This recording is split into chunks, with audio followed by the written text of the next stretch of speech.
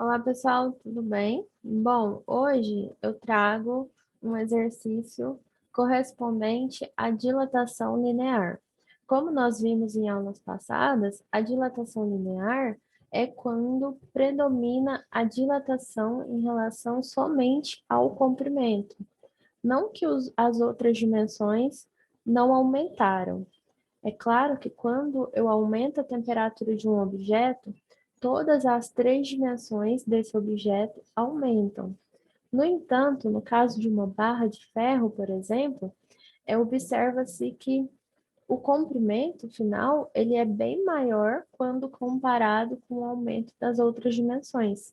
Então, por isso que a gente separa em dilatação linear, para observar dessa forma somente a dilatação em relação ao comprimento do fio da barra.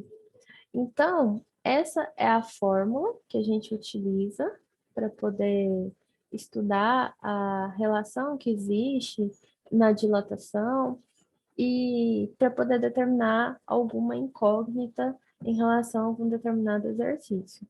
Então, esse delta L representa o quanto que a minha barra, o meu fio dilatou. Então, se inicialmente eu tenho um fio com um comprimento L0, um comprimento inicial L0, quando eu aqueço esse fio, após um determinado tempo, em uma outra temperatura, eu aqueço esse fio, ou seja, ele vai estar numa temperatura superior, ele vai ter um comprimento diferente, ele vai ter um comprimento maior. E a diferença do comprimento final para o comprimento inicial é exatamente o quanto dilatou, é exatamente esse delta L, certo? Então, esse delta L representa o tamanho que aumentou no fio, o aumento no comprimento. Esse alfa simboliza o coeficiente de dilatação linear. Como nós vimos, cada material ele tem um coeficiente diferente, ou seja, esse alfa ele depende do material que constitui a barra. Uma barra de alumínio ela vai dilatar diferente de uma barra de cobre, certo? L0 é o comprimento inicial da barra, quando ela está em uma determinada temperatura inicial, e delta θ representa a variação da temperatura, o quanto que aquela temperatura aumentou, o quanto que ela variou. Nós vimos há tempos atrás que esse delta θ nada mais é do que temperatura final menos temperatura inicial. Na verdade, todas as vezes que a gente tem esse delta, representa variação o final menos o inicial. Então, esse delta L, da mesma forma, nada mais é do que comprimento final menos comprimento inicial, certo? Ok, então. Então, vamos para o exercício. O comprimento do fio de alumínio é de 40 metros a temperatura de 20 graus Celsius.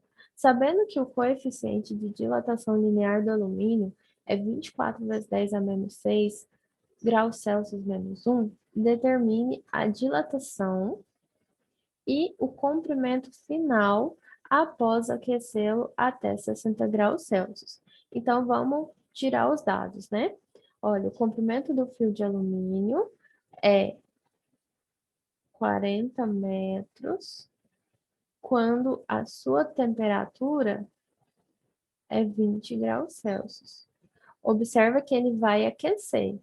Então, essa temperatura aqui é a temperatura inicial e esse comprimento aqui é o comprimento inicial que a gente chama de L0.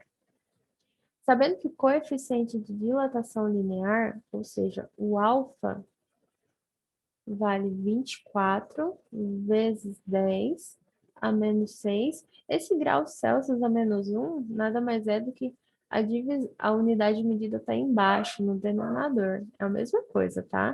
É uma outra maneira de escrever. Determine.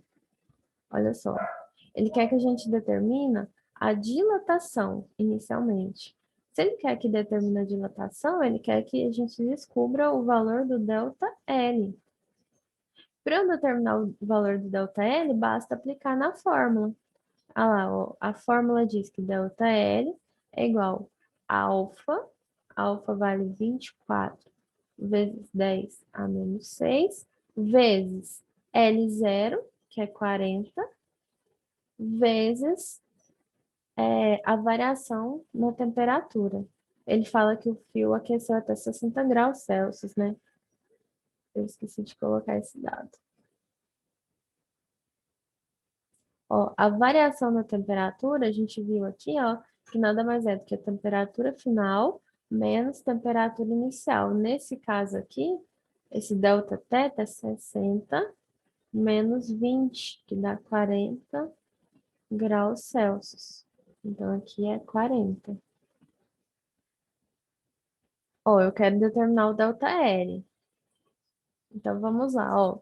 Para eu determinar, fazer essa multiplicação, primeiro eu vou multiplicar só os números, que é 24 vezes 40 vezes 40. 24 vezes 40 vezes 40, que dá 38.400. E esse 10 a menos 6 eu vou colocar do lado. Posso ainda desenvolver isso aqui, ó. 10 a menos 6 nada mais é do que pegar a vírgula do número que acompanha ele e andar 6 casas para trás. Então, vou pegar aqui, ó, 38.400. Todo número tem vírgula e a vírgula fica no final. Vou andar 6 casas para trás. Então, anda, ó, 1, 2, 3, 4, 5, 6. A vírgula vai parar aqui. E em cada vão eu acrescento zero, certo? Então, esse delta L é 0,028.400, que é a mesma coisa que 284, certo? E a unidade de medida é a mesma do comprimento inicial, ó, que é metros. Então, isso foi o quanto dilatou do, do fio de alumínio, certo? Se a gente for pensar quanto que isso vai... Isso aí está na casa de milímetros, né? A gente sabe que 1 metro tem 1.000 milímetros. Isso aí seria 38,4 milímetros, que aumentou após ter sido aquecido. Viu? É coisa muito pequena. Para você ter noção, 1 centímetro já é pequeno. Imagina 38,4 milímetros, né? Tá, beleza. Aí ele pediu a dilatação e o comprimento final do fio.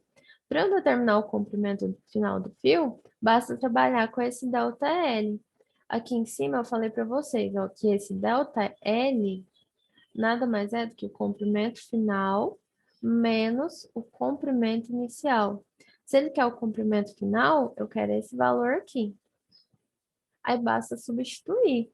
Olha só, ΔL vale 0,0384, comprimento final, menos comprimento inicial é 40. Então, olha só, o menos 40 passa para o outro lado somando, então o comprimento final nada mais é do que 40,0384 metros. Então, esse é o novo valor do comprimento após o fio sofrer uma variação de temperatura, indo de 20 graus Celsius até 60 graus Celsius. Tá vendo? Não é um aumento de tamanho muito grotesco.